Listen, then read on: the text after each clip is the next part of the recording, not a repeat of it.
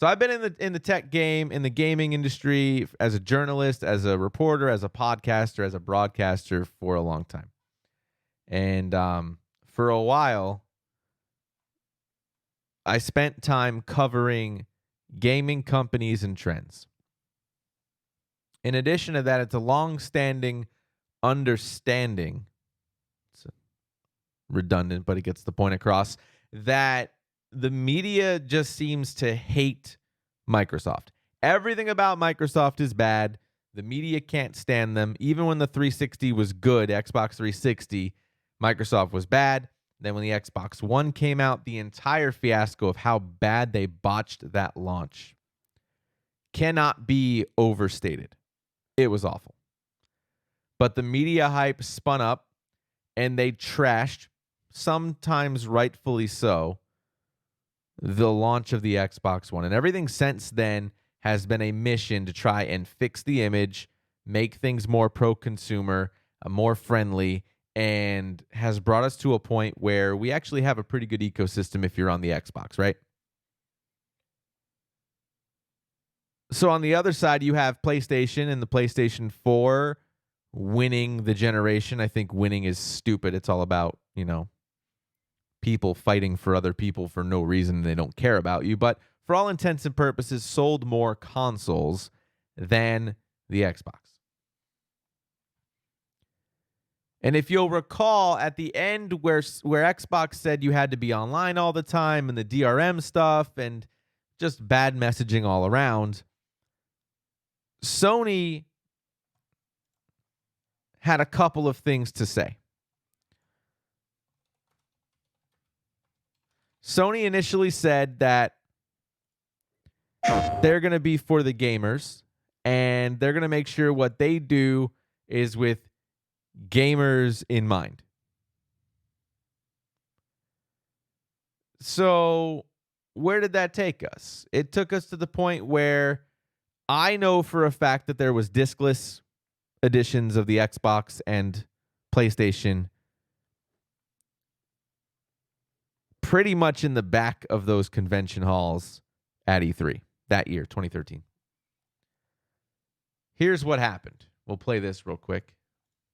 This is how you share your games on PS4.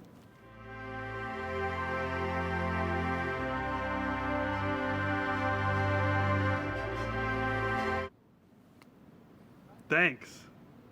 PlayStation. So everybody thought that was funny. Look what you can do. Share your games.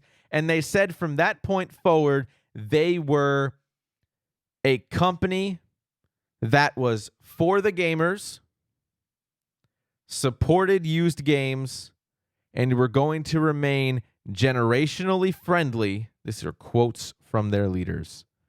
For years to come and for generations to come, for the sake of Sony, for PlayStation, and for gaming in general. And everybody got up on their feet. My buddy Hip Hop Gamer, loved the guy, stood up, chanted in the middle of the hall, "Go Sony.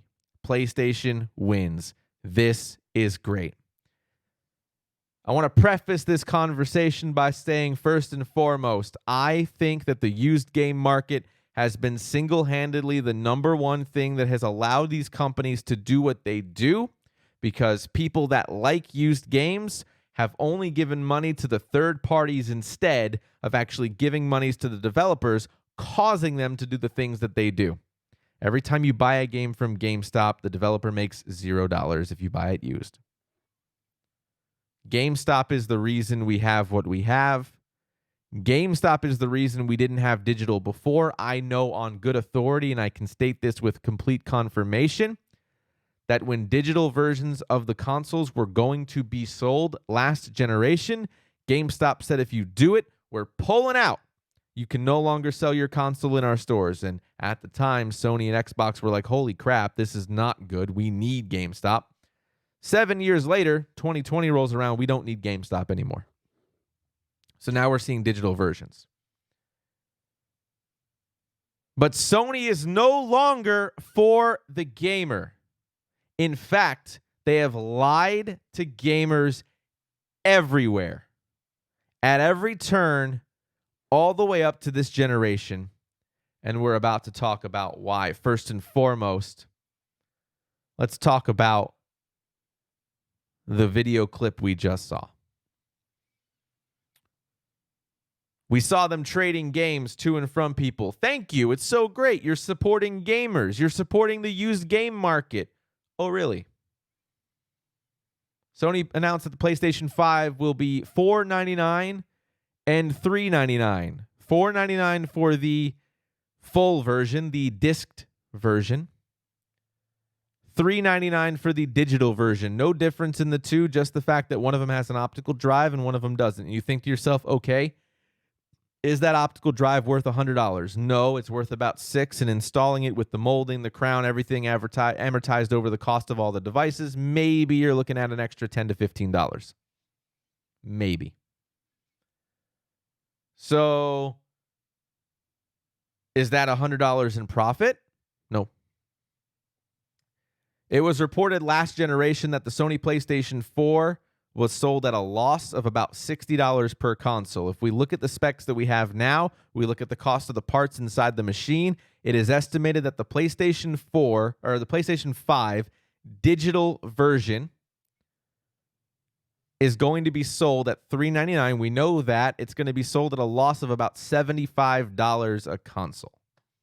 That number's been ranging. I've seen things as low as 40, I've seen things high as 80, but either way, we know that they're going to sell it at a loss. Why are they going to sell it at a loss? They're going to sell it as a loss in order to get you, the user, to stop buying used games because it doesn't make the developers any money. They're going to be forcing you, the person who bought Sony because they were for the gamer, and this is the conversation about intellectual things and education. Some people don't want to hear this conversation. To buy new games digitally from the Sony store. And they're going to sell the hardware at a loss in order to make this happen. So what does that mean for if you want to use a disc? If you want to use a disc, they are charging you a $100 disc tax. They are charging you a $100, and by all accounts, we know that roughly 75 to 80% of people who buy discs trade them in. They are charging you a $100 disc used games tax. If you want to play used games, pay us $100 more. In addition to that, we no longer have online play, and you can only stream some select titles with a couple of other things that we've lied to you about that we'll get into in just a second. As somebody who is a gamer, how do you feel about that? As somebody who is a gamer, if there is no difference between the two consoles, why are you paying $100 more for an optical drive? There's literally no difference. Zero things distinguish these two things from each other other than the fact that it is a $6 optical disc drive inside one of them, and you are paying $100 more for the, quote, convenience of doing that. 7 years ago, Xbox was lambasted for this exact thing. Let's keep that in mind. So then we go, okay, well, I can buy that disc because I have all these games. I have PlayStation 4 games, PlayStation 3 games, PlayStation 2 games, PlayStation 1 games. We know that Sony said at E3 they are here for the gamer. They are here for Sony PlayStation fans, for gaming in general. Sony now confirms PlayStation 5 will no longer natively support PlayStation 3, PlayStation 2, and PlayStation 1 games. Jim Ryan said the new console was designed to focus specifically on PS5 engineering. And they have been building devices with a focus on PS5 specific engineering, and among them, PS4 has already 100 million players. Quote, so I thought that I would like to play PS4 titles and PS5 titles as well. It did not have to happen eventually. If we contrast the ecosystem, Xbox supports games all the way back to the original Xbox.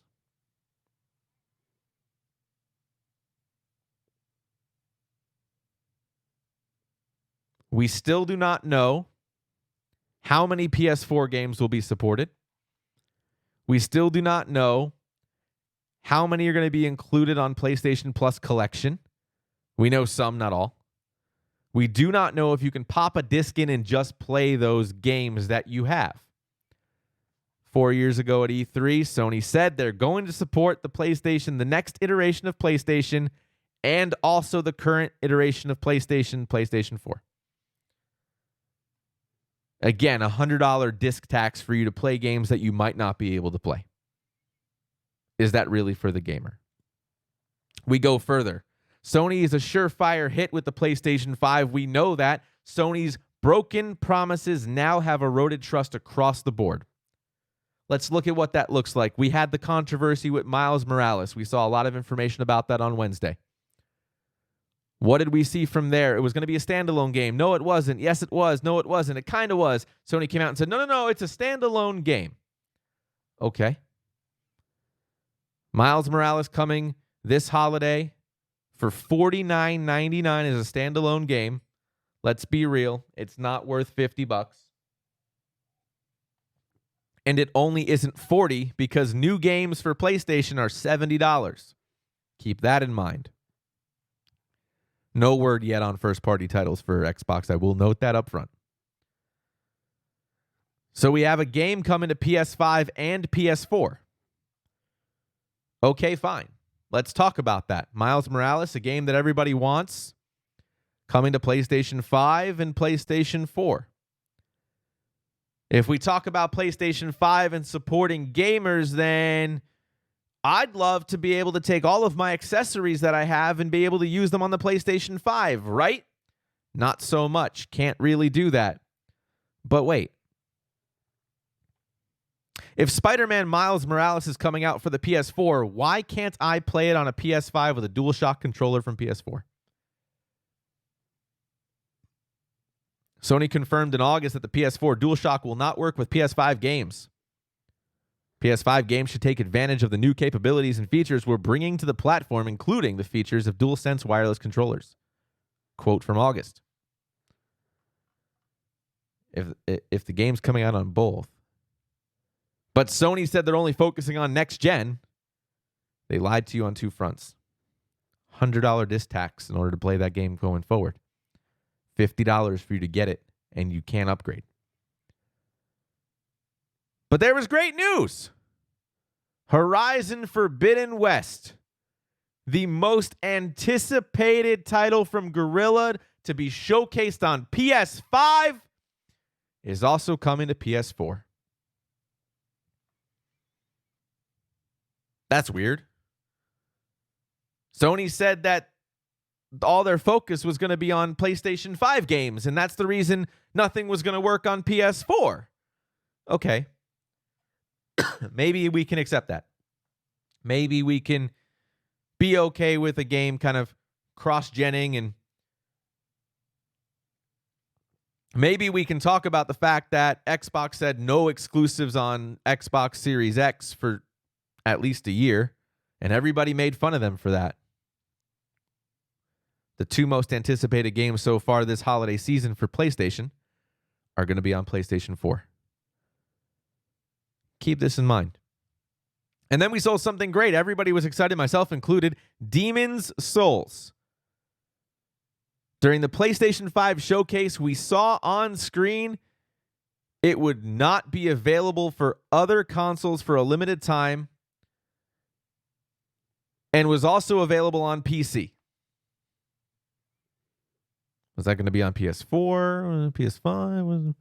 Well, Sony pulled the trailer from the PlayStation YouTube channel. They re-uploaded it without mentioning PC. They said that it was a human error. More exclusivity. Remember, my friends, exclusivity is the reason we have a dead industry. Exclusivity is why we had such a long stint of a lack of innovation. It's a lot of human error. What happened to all of Sony's hullabaloo and belief in generations? It was a load of garbage. Everybody said Xbox One games would hold back Series X. The same exact thing is happening on PlayStation and nobody's saying anything. My friends, this is exactly the confirmation bias that we knew was going to happen. It doesn't matter what you do. People are going to believe what they believe anyway. Keep that in mind about holding games back, by the way. We're not quite done yet.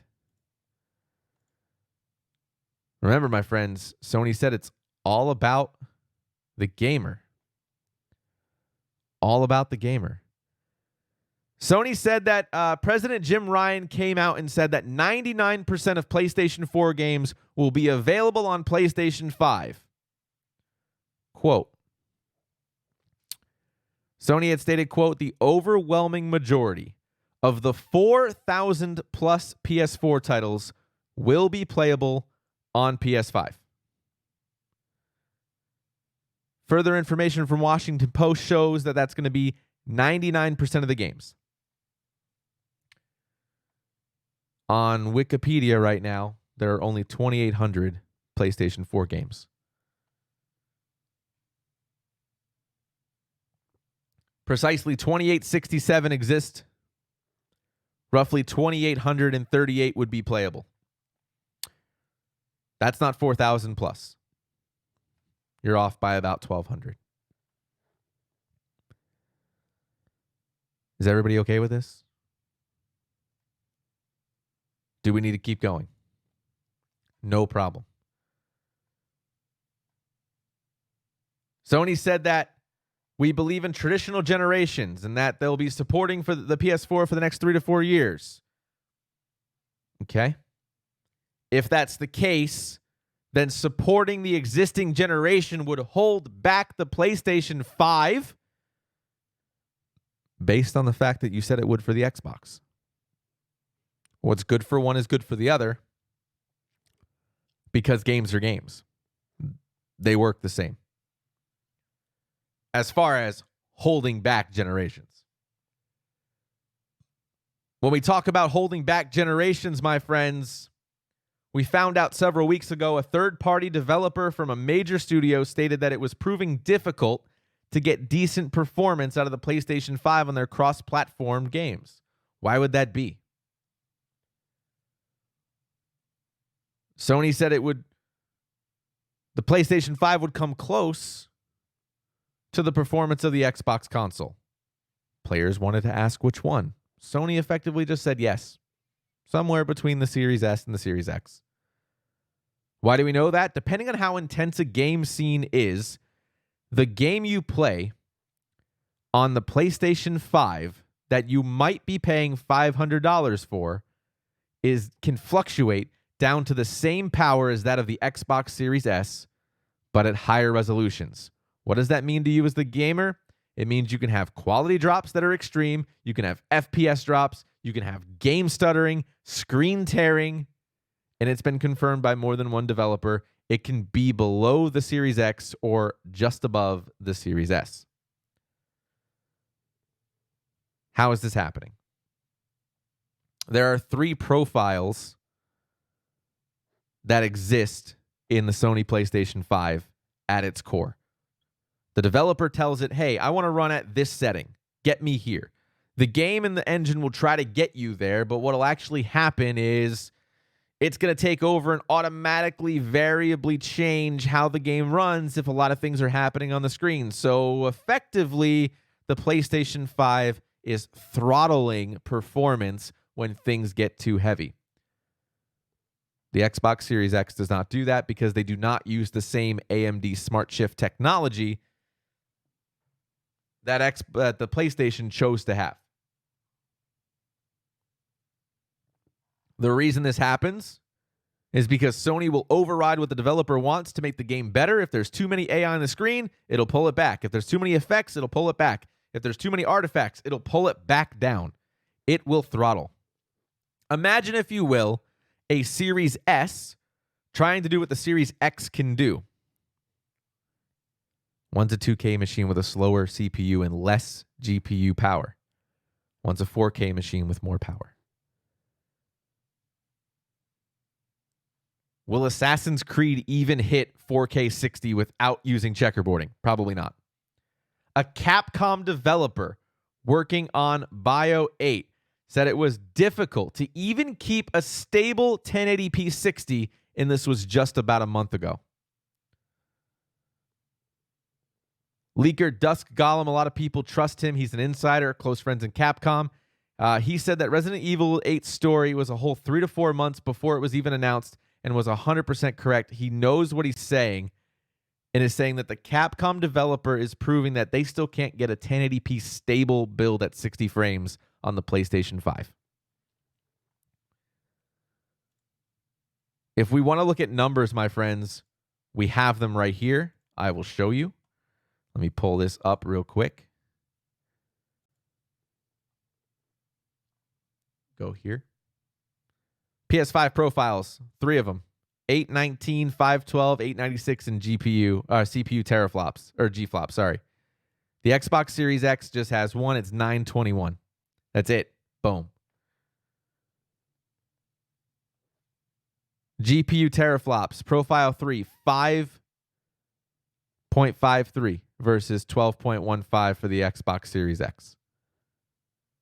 It's a problem. Is this really for the gamer? I really asked that question. Now there's even more things afoot. If you were pre-ordering a game or the console from Sony, from some retailers, you're getting emails saying that you'll need to go to the pre-order screen. You'll have until the 24th because you got it reserved. Shop 2 is confirming this. Yes, there's one per customer and household, but if you click confirm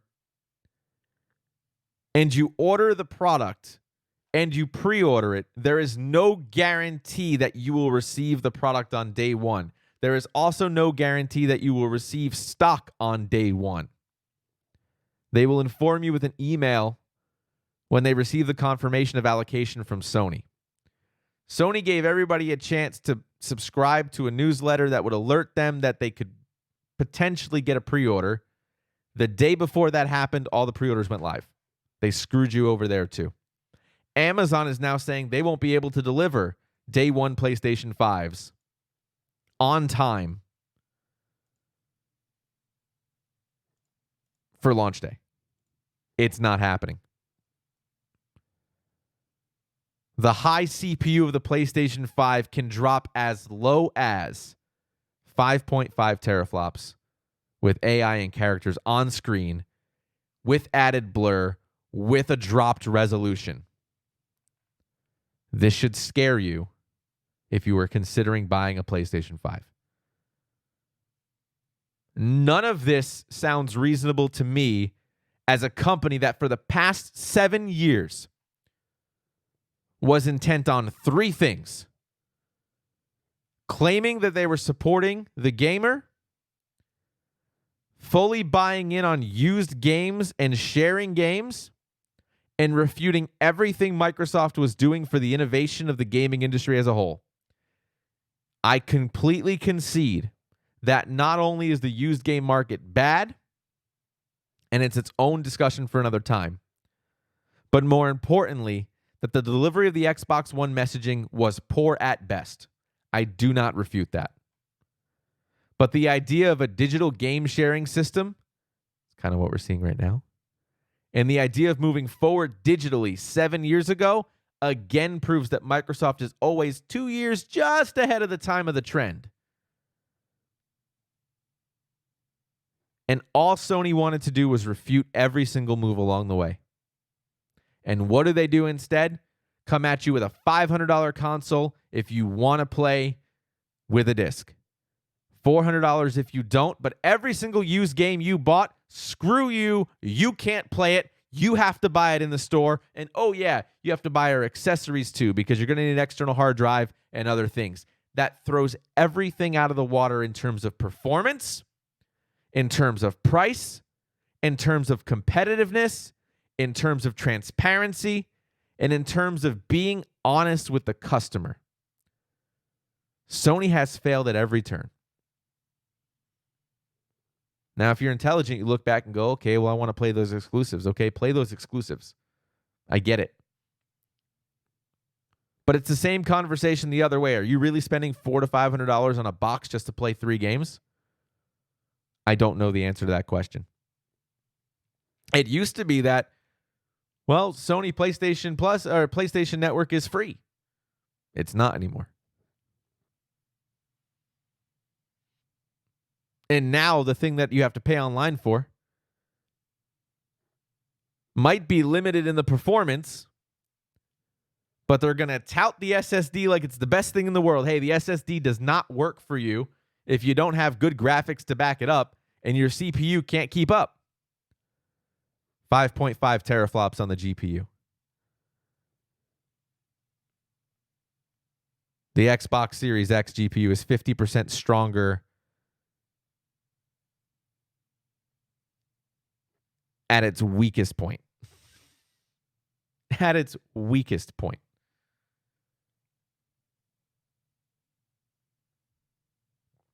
My friends, I'm not saying sway you one way, sway you the other. There are reasons to buy a PlayStation 5, but if you think it is because that they care about you, and if you think it is because they support you, and you think it's because they are doing the right thing in the gaming industry, you are dead ass wrong.